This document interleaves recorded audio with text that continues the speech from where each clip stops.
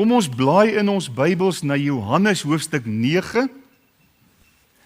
Die evangelie volgens Johannes, die 9de hoofstuk.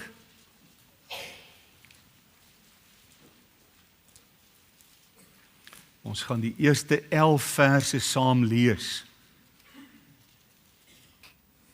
Kom ons lees dit saam, Johannes 9 vers 1. En toe hy, dit is Jesus, verbygaan, sien hy 'n man wat blind was van sy geboorte af. En sy disippels vra hom en sê, Rabbi, wie het gesondig, hierdie man of sy ouers, dat hy blind gebore is? Jesus antwoord, hy het nie gesondig nie, en sy ouers ook nie, maar die werke van God moet in hom openbaar word. Ek moet die werke doen van hom wat my gestuur het, solank as dit dag is. Die nag kom wanneer niemand kan werk nie. Solank as ek in die wêreld is ek die lig van die wêreld.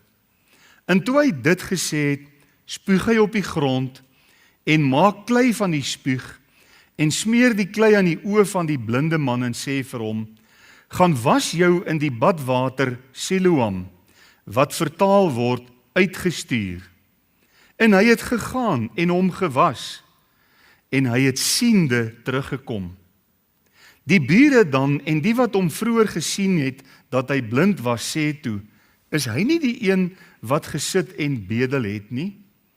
Ander sê, dit is hy. Ander weer, hy lyk na hom.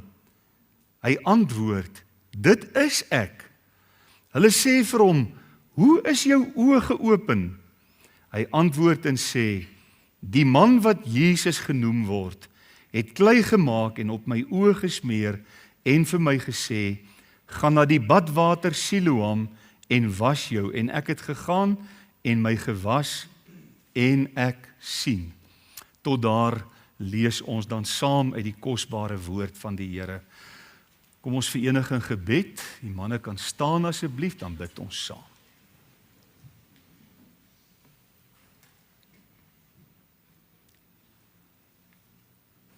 Dankie Hemelse Vader dat ons vanmôre as gemeente kan buig voor U, die lewende God, die allerheilige, almagtige, alomteenwoordige, alsiende God. Dankie dat ons in U naam byeen kan wees. Dankie vir ons erediens wat U vanmôre beskik het. Dankie vir die oproep uit die woord aan ons as gemeente om getrou ons onderlinge byeenkomste by te woon. En as 'n mens daai gedeelte in Hebreërs 10 vers 24 en 25 baie noukeurig lees, dan is dit baie duidelik dat dit eintlik 'n afspraak is wat U met ons maak. En dat ons hierdie afspraak kan nakom is 'n wonder uit U hand uit. Ons wil dankie sê dat U ons, ek wil nie weet hoe om dit, ek weet nie presies hoe om dit te stel nie, Here, maar dat U ons hoog genoeg ag om met ons 'n afspraak te maak, om ons byeen te roep,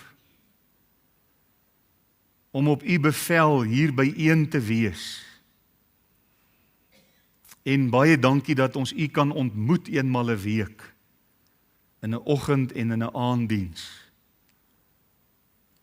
En ons wil eintlik maar net uitroep, Here, dis eintlik nie vir ons genoeg nie. Ons wens ons kon elke dag by mekaar kom. Ons wens ons kon elke dag hier rondom U woord verkeer, maar U wil ook daar in ons binnekamer, wanneer ons met ons stilte tye besig is, wil U ook daar met ons op 'n besondere manier ontmoet. Ons dankie vir 'n gemeente waarin ons kan deel van wees, gemeente wat deel uitmaak van die liggaam van Christus op aarde. En daarom is dit nie ons kerk nie, en is die gebou ook nie die kerk nie, ons wat hier by mekaar is, ons is die kerk. En daarom kan ons eintlik vanmôre sê, die kerk het nou na die plek van aanbidding toe gekom om die Here te ontmoet. Dankie dat ons hierdie gebou het uit U hand uit. Dankie dat ons dit weliswaar aan U kon toewy as ons plek van aanbidding. En daarom gaan ons nooit in hierdie gebou wêreldse dinge toelaat en wêreldse dinge doen nie, want dit is 'n gebou wat eenkant gesit is en geheilig is as 'n aanbiddingsplek, as 'n plek waar God ontmoet word. Dankie dat ons kan bid vanmôre vir hulle wat U nodig het, wat met krankhede in hulle liggame worstel. Here, ons dink aan Moekie in besonder, terwyl dit vir ons lyk, sy's in die laaste deeltjie van haar lewe op aarde, en sy is eintlik maar besig om te groet. Ons harte gaan uit na Wim en Elise en hulle kinders, en ook Moekie se ander kinders. Maar ons is bly om in haar getuienis te kan sien dat sy 'n verlange het om by U te wees. En dis vir ons so wonderlik om te weet, Here, dis nie 'n ydelle hoop waarmee ons onsself bly maak nie. Dis 'n vaste hoop, 'n vaste sekerheid wat U vir ons vanuit die woord gee. Dankie dat ons vir Thys en Elna kan bid. Ons bid in besonder dat U Elna hulle sal help met die verhuising in hierdie tyd. Here, dankie dat ons ook net kan bid vir die ander persone op die gebedslys. Kom nou, Heilige Gees, kom breek vir ons die woord oop en kom ontmoet ons in Jesus se kosbare naam met danksegging. Amen. As ons net so een bladsy terugblaai na Johannes 8 vers 12, dan maak die Here Jesus hierdie uitspraak en hy sê, en Jesus het weer met hulle gespreek en gesê, ek is, kan jy nog onthou van verlede week se boodskap, die ek is uitsprake, ego eimi, ek is die lig van die wêreld. Wie my volg, sal sekerlik nie in die duisternis wandel nie, maar sal die lig van die lewe hê. En hoe wonderlik om vanaand te kan praat oor wandel in die lig van God. Het sluit so pragtig aan by vanmôre se boodskap, en dit kan maar net die Here wees wat dit so vir ons beskik het. En ek praat dan vanmôre met u oor die lig van die wêreld, ons Here Jesus Christus, niemand en niks anders nie. Ek dink ons almal stem saam dat lig kan net met een byvoeglike naamwoord beskrywe word, en dit is wonderlik. Lig is wonderlik. Ek onthou toe ek klein was daar 'n stadium wat ek bang was vir die donker. En my twee ou boete wat nou onderskeidelik 10 en 13 jaar ouer as ek is, het dit baie mooi uitgebuit. Hulle het seker gemaak dat ek so lank as moontlik bang bly vir die donker. Ek het niks van donkerte gehou nie. Ek wou baie graag net altyd hê, dit moet lig wees.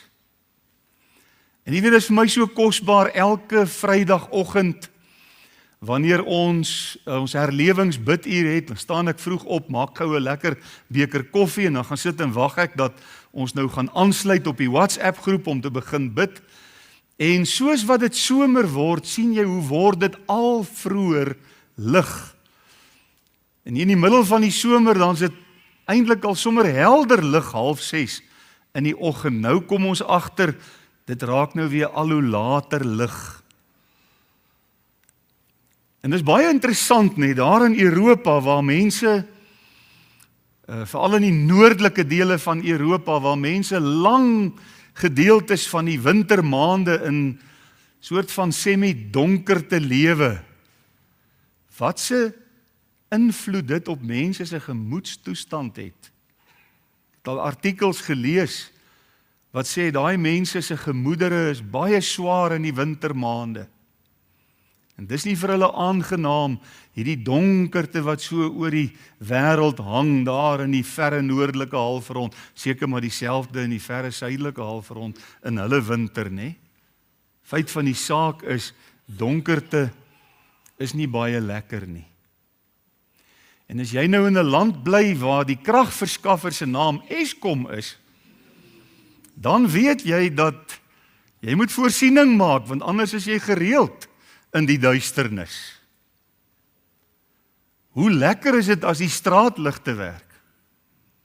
Dis ook iets wat ons baie lanklaas beleef en ervaar het. Dit maak die lewe net soveel makliker as jy in die aande mooi kan sien waar jy moet ry, as jy nie net op jou motor se ligte afhanklik van is nie. Dink 'n bietjie op by 'n groot rugbywedstryd, as dit nou donker is en is aand en hulle vra die hele skare om hulle selfoon se liggies aan te skakel, hoe mooi is dit? En so kan 'n mens aangaan en voortborduur op hoe wonderlik is lig. Hoe heerlik is dit as daar lig is. Maar al die lig wat u en ek met skakelaars kan beheer, is net in staat om fisiese duisternis uit te skakel. So as ons nou in die aand in hierdie gebou inkom, is verstommend hoe donker dit hier binne is, as daar geen ligte brand nie. Dit is baie donker in hierdie gebou. En ons druk daai skakelaar daar agter teen die muur, teen die pilaar, woep, en hierdie pragtige ligte kom aan, dan is dit sommer net lekker. Maar hierdie skakelaars en alle ligte wat u en ek met skakelaars kan beheer, is net in staat om die fisiese donkerte uit te skakel, die fisiese duisternis. Daar is egter 'n ander soort duisternis, waarna die Here Jesus hier in hierdie twee gedeeltes na verwys, die duisternis van sonde. Daardie duisternis wat ons harte met vrees en onsekerheid en 'n klomp slegte dinge vervul. Daardie duisternis wat maak dat mense nie na die lig toe wil kom, Jesus Christus toe wil kom, om verlossing te ervaar nie, maar wat eerder in duisternis probeer om hulle self te regverdig. En hoe lank 'n mens probeer om jouself te regverdig, bly jy eenvoudig in die duisternis. Daar's die duisternis van 'n godsdiens sonder Christus. Dit maak nie saak wat se godsdiens jy beoefen nie. En miskien skok ek sommige van u, as ek vanmôre vir u sê, het u geweet, jy kan selfs die Christelike godsdiens beoefen sonder Christus. Dan is dit net so sleg, soos enige ander godsdiens sonder hom. Want Jesus het gesê, ek is die weg en die waarheid en die lewe. Niemand kom na die Vader toe, behalwe deur my. So, godsdiens sonder Jesus is duisternis. Nou het ons gelees vanmôre in Johannes 8 vers 12, waar hy sê, ek is die lig van die wêreld.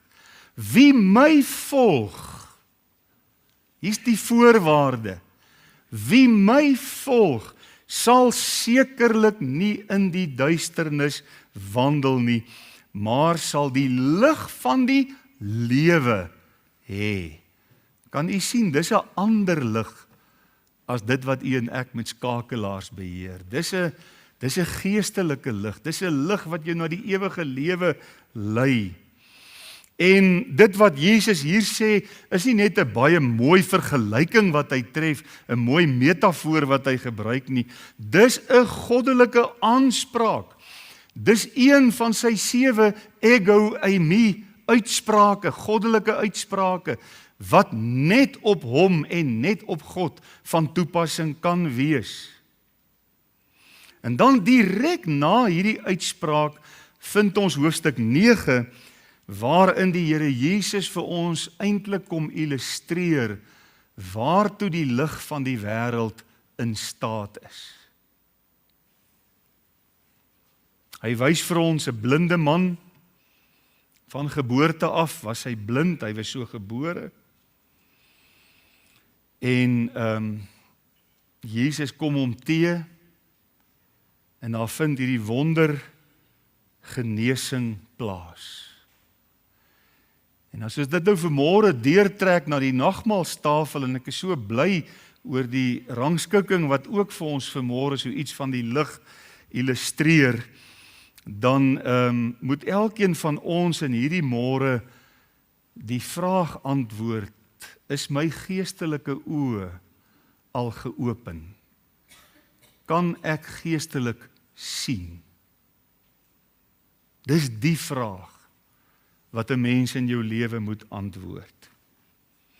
Nou kom ons ondersoek vanmôre hierdie gedeelte. In die eerste plek het ons nou verlede week gesien dat Jesus sê ek is die brood van die lewe.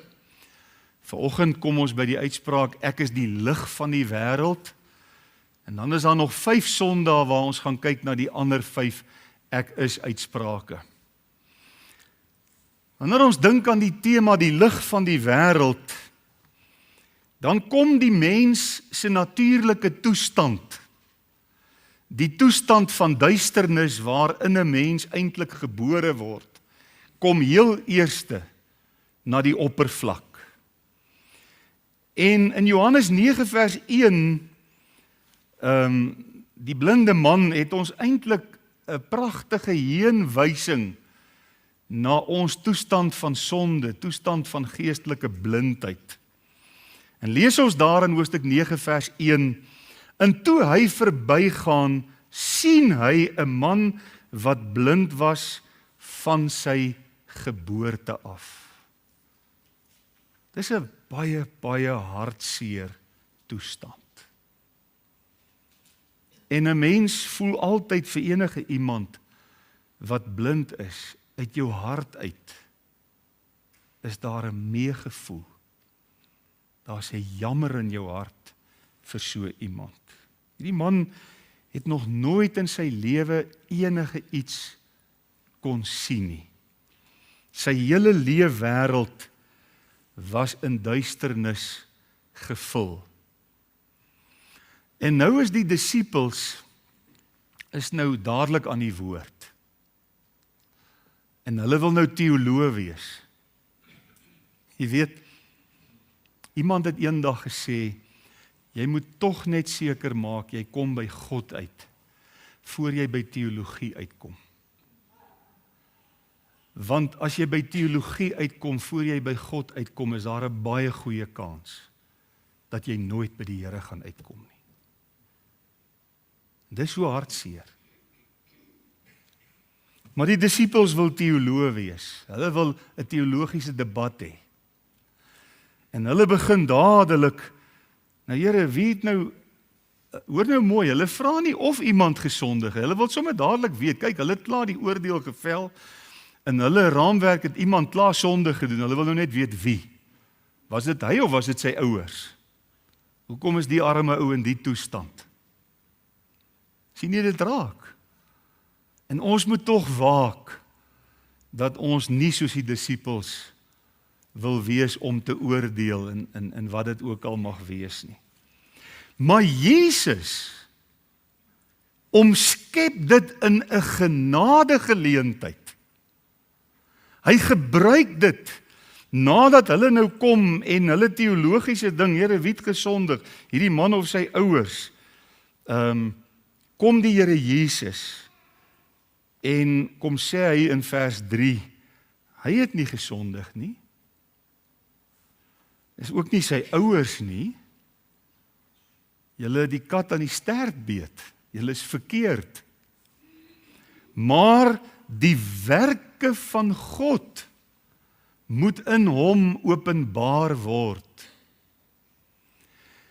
Wat gebeur met iemand wanneer hy of sy tot redding kom en die geestelike blindheid verdwyn en 'n mens, die lig van die wêreld gaan in jou hart op en jy word 'n nuwe skepsel? Wat gebeur met jou? Niks anders as dat die werke van God in jou geopenbaar word nie. Is dit nie waar nie?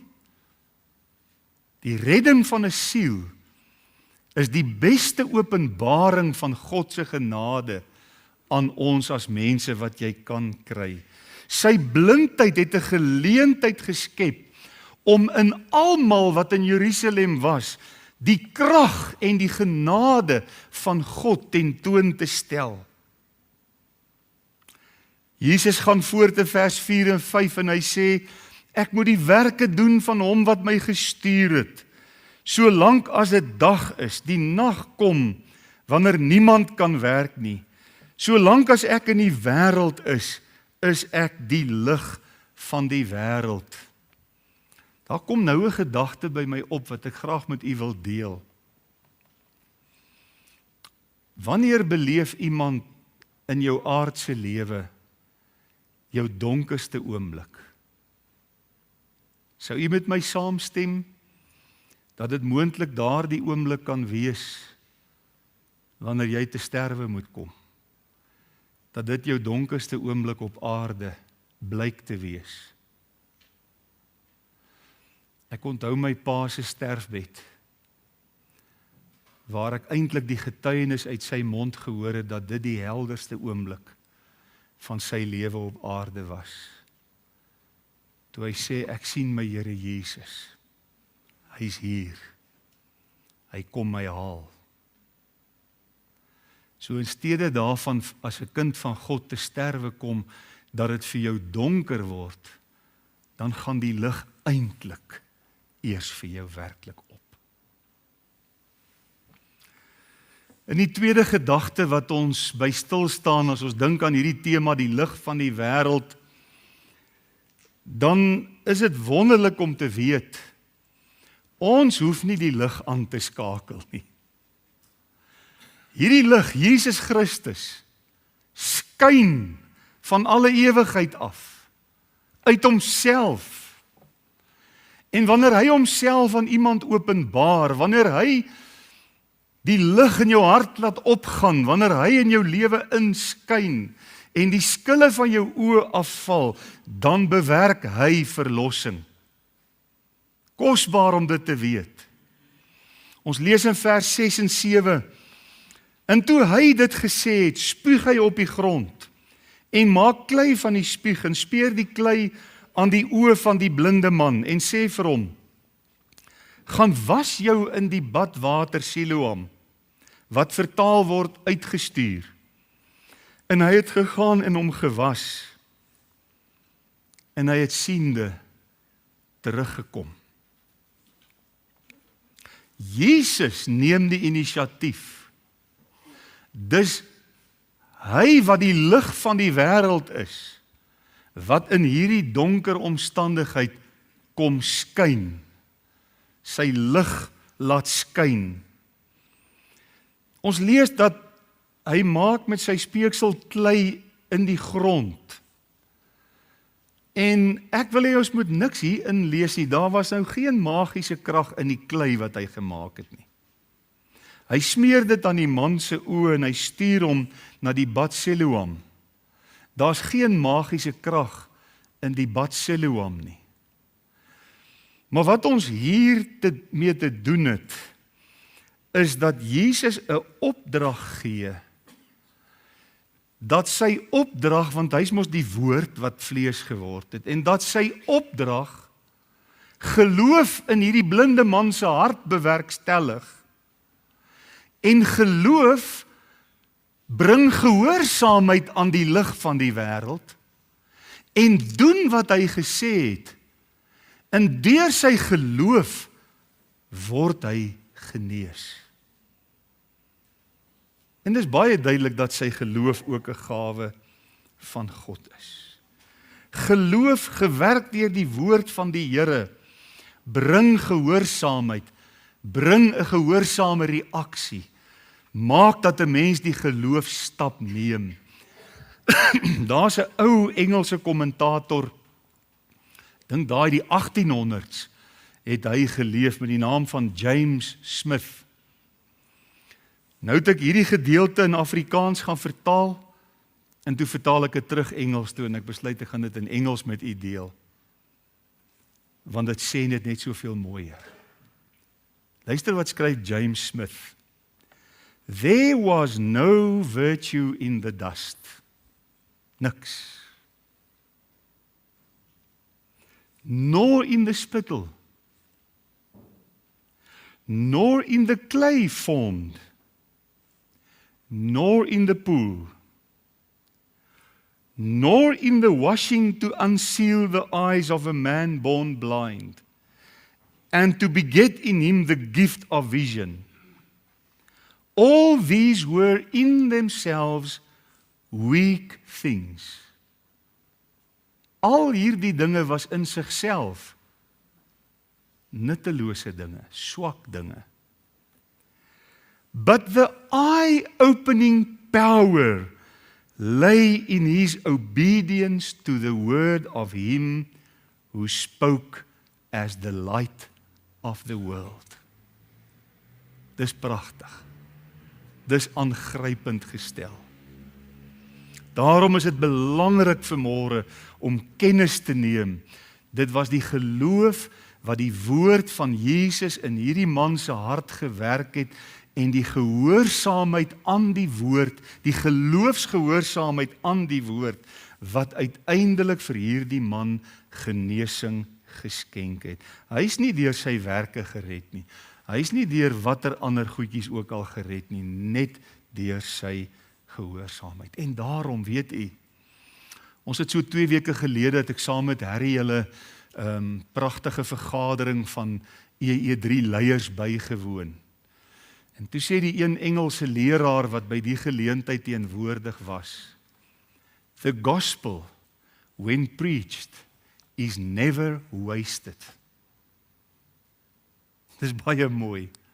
Die evangelie, wanneer dit gepreek word, word nooit gemors nie. Wanneer die evangelie van Jesus gepreek word, is dit nie die woorde van 'n mens nie. Nie die woorde van 'n prediker nie, maar die woorde van die lig van die wêreld. En dis omdat dit sy woord is, dat sondaars kan reageer daarop, tot geloof kan kom, en in gehoorsaamheid, volgens Johannes 1 vers 12, Jesus as verlosser en as saligmaker kan omhels, en kan aanneem, net vir een rede, dis die lig van die wêreld, wat aangeskakel word deur God. Die derde gedagte, as ons dink aan die tema die lig van die wêreld, dan sien ons dat nadat die Here hierdie man aangeraak het, het hy 'n getuienis gehad. Soos elke mens wat uit genade gered word, 'n getuienis het. As iemand vanmôre by jou kom en vir jou vra, kan jy getuig hoe die Here jou siel uit genade gered het, wat gaan jy hom antwoord? Ja, jy weet, ek is maar van geboorte af nog, is my saak reg. Dis nie so nie, jy kan nie van geboorte af reg wees nie. Dan beteken dit jy's ongered gebore gewees. Dink 'n bietjie hieroor. Hierdie man het 'n getuienis gehad. En wat vir my so mooi is, as jy na sy getuienis luister, want sy getuienis is helder, onweerlegbaar, duidelik opgeteken in hierdie gedeelte. En wanneer 'n mens na sy getuienis luister, dan sien jy dat daar 'n tipe van 'n groei was in hoe die Here Jesus homself aan hierdie man geopenbaar het. En kom ons kyk 'n bietjie daarna. Sy bure sien hom en hulle is verbuisterd. Is hy nie die een wat gesit en bedel het nie? Ons verstaan nou nie. Hy lyk nes ons buurman wat gister nog blind was, wat nie kon sien nie, en wat hier gesit en bedel het. Is dit nie hy nie? Sien jy die bure, die vertwyfeling, die skok amper in hulle reaksie? Ander, vers 9 sê, dit is hy. Ja, dit is hy. Ander weer, dit lyk na hom. Die twyfel, né? Dis tipies mens. Dit is baie moeilik om te glo as die Here iets wonderliks gedoen het. Dit lyk soos hy. Hy antwoord, dit is ek. Moenie verder bekommer nie, moenie verder kibbel nie, moenie verder twyfel nie, dit is ek. Hulle sê vir hom, hoe is jou oë geopen? Wat het gebeur? Dis bonatuurlik. Hy antwoord en sê, die man wat Jesus genoem word. Dis die antwoord. Jesus is the answer. Wat ook al die vraag. En dadelik getuig hy, soos wat ons in Handelinge 2 na die uitstorting van die Heilige Gees, die disippels oor die groot dade van God begin getuig het, vind ons hierdie blinde man wat genees is, dadelik besig om te getuig van die groot dade van God in sy lewe. Maar kom ons let net ook op hoe hy in sy getuienis gegroei het. In vers 11 sê hy, die man wat Jesus genoem word. Nee? Hy weet wie dit was, hy weet wie dit vir hom gedoen het. In vers 17 vra die Fariseërs hom uit. En hy antwoord hulle, hy is 'n profeet wat van God gekom het. Kan u die vordering sien in hoe hy Jesus leer ken, en hoe Jesus aan hom geopenbaar word. In vers 33 sê hy, as hy nie van God was nie, sou hy niks kon doen nie. Dan sou hy magteloos gewees het. So, eers net Jesus, toe sê hy, nee, hy's 'n profeet wat van God kom, sê hy, as hy nie van God was nie, sou hy niks kon doen nie. En in vers 38 verskyn die Here Jesus aan hom, en ek wil dit graag vir ons lees, en Jesus sê vir hom, vers 37, jy het hom gesien, en hy wat met jou spreek, dit is hy, toe sê hy, ek glo Here, en hy het hom aanbid. Daar's baie mense wat u en my wil probeer wys maak dat Jesus is nie God wat mens geword het nie. En daar's baie mense wat ons probeer wys maak, nee, waar daar nou die woord Here gebruik word, kan dit ook maar vertaal word met meneer. Kan jy sien wat doen hierdie man nadat hy hom Here noem, Kurios? Hy aanbid hom. En geen vlees mag aanbid word nie. Geen mens mag aanbid word nie. Ek glo Here. In vers 38 en hy het Jesus aanbid. Wat 'n kosbare ontdekking van 'n blinde bedelaar tot 'n borrelende entoesiastiese volgeling en getuie van Jesus. En hierin is vir u en vir my vanmôre 'n les. Dit is nie goed genoeg om net 'n kerklidmaat te wees nie. Ons moet volgelinge en lewende getuies wees van die Here Jesus. Raak betrokke by die evangelisasie bediening. Daar word u toegerus en opgelei hoe om 'n getuie te wees. Die tragedie deur die eeue is dat daar so baie mense is wat fisies kan sien, maar geestelik blind is. Dis eintlik erger as wanneer dit omgekeerd is. Dis 'n erger toestand as hierdie man. En dis daarom dat Fanny Crosby, die blinde komponis van 'n menigte hymns, waarom sy gesê het toe hulle haar vra, Fanny, sou jy graag terwyl jy op aarde is die Here wou vertrou om weer te kan sien? Toe sê sy nee. Want weet julle wat se voordeel het ek bo julle? En hulle is verbuisterd. Hoe kan hierdie vrou so sê? Sy sê, julle sien klomp lelike goed met julle oë. Julle sien allerlei dinge wat ek bly is ek kan nie sien nie. En weet julle, die dag as die Here my oë open in die ewigheid, is die eerste een wat ek gaan sien, my dierbare verlosser. Dit was Fanny Crosby se woorde. In die laaste plek, die lig van die wêreld bring sekerheid, geen twyfel. Vers 25 sê, dis nou nadat die Fariseërs hom nou regtig onder kruisverhoor neem en probeer om Jesus deur hom te laat skuldig bevind en wat ook al hulle probeer doen het.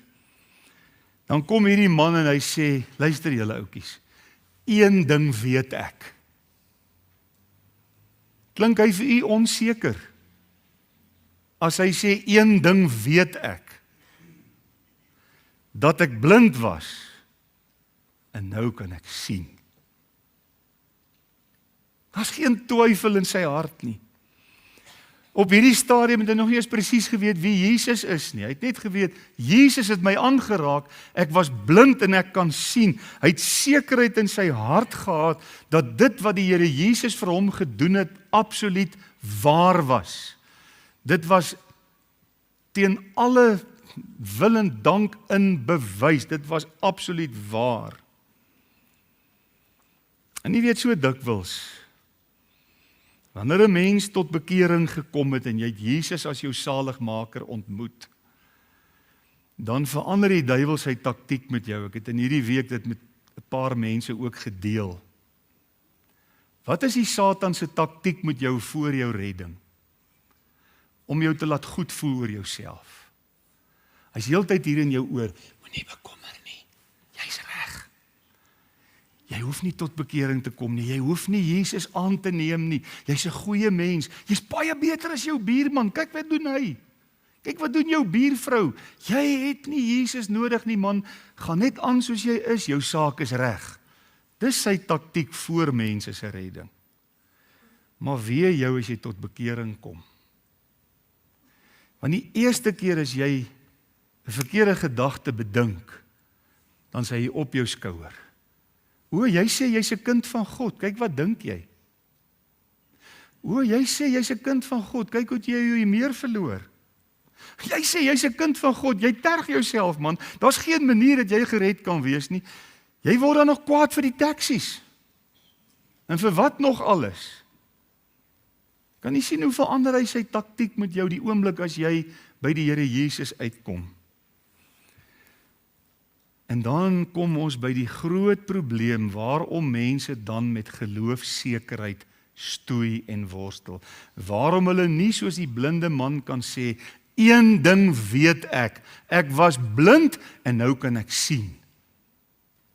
Dis omdat jy jou sekerheid op jou gevoelens of op jou eie hoedanighede of op jou eie pogings of op hoe goed jy probeer wees of wat dit ook al mag wees, dat jy jou sekerheid daarop bou.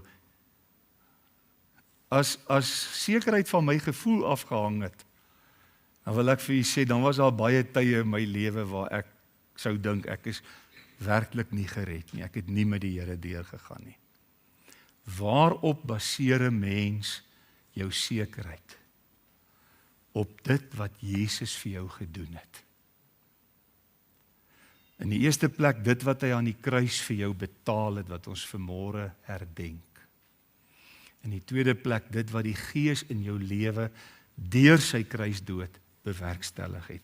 Daarop en daarop alleen.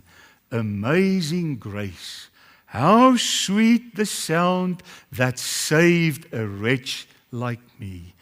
I was blind, but now I see. Amen. Kom ons bid net saam. Hemelse Vader, baie, baie dankie dat ons vanmôre kon stil staan by ons Here Jesus, die lig van hierdie wêreld. En ek wil bid vir enige persoon wat vanmôre nog hier vasgevang is in duisternis. Ons kom nie vanmôre na die nagmaal toe as mense wat sien nie. Ons kom as mense wat deur U gesien is. Ons kom nie as mense wat uit onsself die lig ontdek het nie. Ons kom as mense na wie die lig gekom het.